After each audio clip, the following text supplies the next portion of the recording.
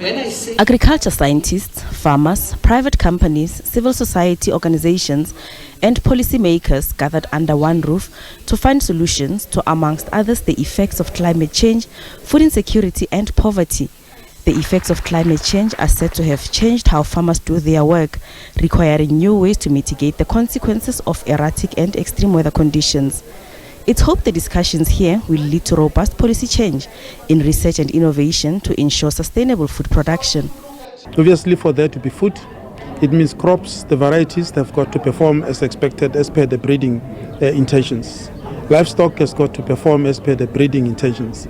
But climate change changed everything else. So we need to ensure that therefore we go back and change how we adapt our varieties so that we can produce more food.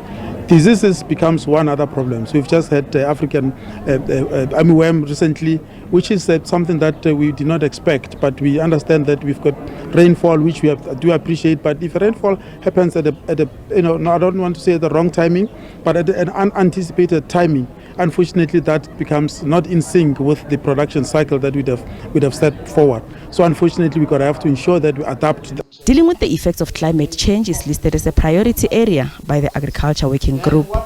It's one of the biggest threats to food and nutrition security, and that's why we have very specific programs that try to respond in the two broad categories of responses that you can talk about when it comes to climate change, which is about adaptation, but also making sure that we drive mitigation initiatives, particularly in terms of our production methods, while we're making sure that we will be able to deal with the conditions that are visited upon us by the changing climate.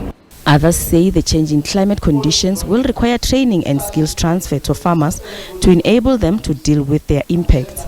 The other issue that is very much critical to build their resilience, they must have access to knowledge. What we know and what we have come to realize is that a farmer who is equipped with a body of evidence and knowledge is able to make decisions now that are also considering adaptation in the future. So we must make sure that these farmers are reskilled, and also they need to start to adopt the technologies that will assist them in mitigating the effects of climate change.